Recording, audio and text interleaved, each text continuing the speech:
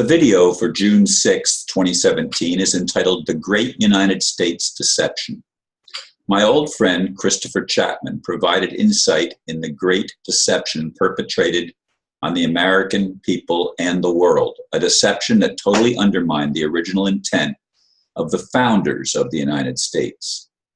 This is what he provided to tweak my memory.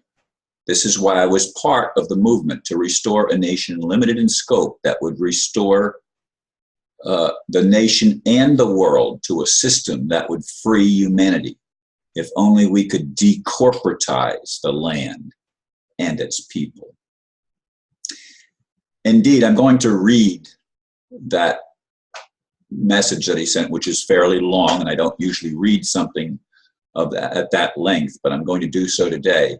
But yes, I was part of in fact, I was the Secretary of State of the Florida Republic, and Christopher Chapman was part of that movement in Florida to restore our state, restore our sovereignty individually, and to restore the United States to its original intent of the founders, as documented in the original Constitution, which of course was just, well, let me read what Christopher provided. The title of his thing that he sent out is 57 States. And he wrote, just wanting to share some of the elements of the deception coming out of the DC swamp perpetrated upon the ignorant American people, who unfortunately many want to remain ignorant. Sad. We can all agree that the United States of America are a collective of the Commonwealth united by and under the Constitution, March 4th, 1789, signed at the Independence Hall, Philadelphia, Pennsylvania. It was at this time the 13th Union Republic was formed. Now there are 50 Republic states.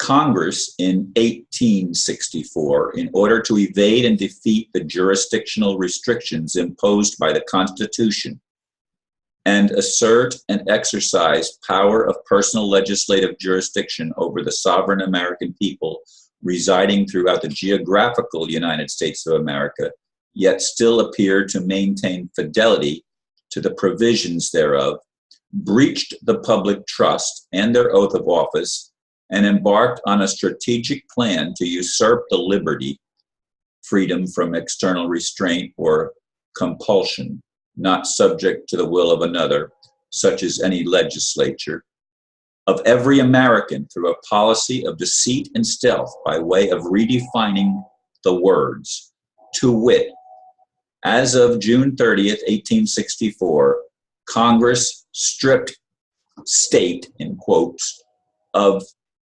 his popular and ordinary meaning as a word and transmuted into a term of art with a specialized, restricted meaning. And as of March 9th, 1878, revised it to state in capital letters, and also in quote, and every official standalone government utterance of the proper noun, state, again in quotes, or its alter ego, state, lowercase, in quotes again, since that time means literally A, the District of Columbia only, or B, the District of Columbia or one of the territories. Section 182, and it be further enacted that whenever the word state is used in this act, it shall be construed to include the territories and the District of Columbia. An act to provide internal revenue code to support the government, to pay interest on the public debt, and for other purposes. And that was from Chapter 173.13, Statute 223 and 306 from June 30th, 1864. Section 3140, the word state, when used in this title, shall be construed to include the territories and the District of Columbia. Revised Statutes 1873 and 74 Title 35, Internal Revenue, Chapter 1, page 601, approved retroactively as an act of March 1877, amended and approved as an act of March 9th, 1878. As of September 8th, 1916, Congress defined United States, in quotes, as a term of art with a specialized restricted meaning, and every official standalone government utterance of the United States since that time, when used in a geographical sense, means the collective of the District of Columbia and certain of the territories, and governmental, political, or commercial sense, the District of Columbia only. As of the inception of Social Security, August 14, 1935, the only people legally eligible to participate therein are residents of the District of Columbia or the territory of Alaska, Hawaii, Puerto Rico, or Virgin Islands, and no other thing.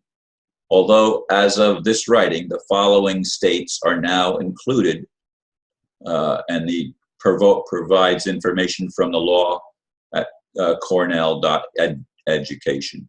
The term state, except where otherwise provided, is the District of Columbia, the Commonwealth of Puerto Rico, the Virgin Islands, Guam, American Samoa, Northern Mariana Islands, and Trust Territory of the Pacific Islands. Therefore, the United States, or a state such as one of the so-called 50 states, state of Mississippi, state of Florida, state of New York, etc., which are non-geographical political subdivisions of the United States, also known as the District of Columbia, and combined with the others comes to 57 states. Interesting, the deception. And of course, I've known about this for a long time. As I said, I was the Secretary of State for the Florida Republic. And we were completely devastated. Many of the people lost their homes, lost their cars, because they tried to establish lawful documentation as best we knew how at the time, and were undermined by the courts and the police and the system that has stolen our rights, which we did not consciously abdicate. I want to get that through, that the citizens of the United States did not consciously abdicate our position as human beings. We did not choose to be corporatized. In fact, most Americans still to this day do not realize what it means to be a corporatized person in quotes.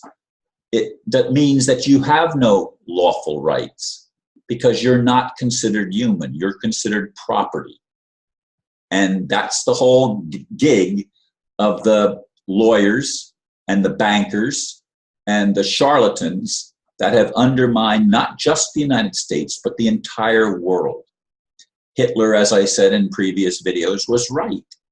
He was trying to restore for the people a sense of governance that supported the people, and were not implemented merely to make an elite establishment of international bankers like the Rothschilds and the Rockefellers and others rich.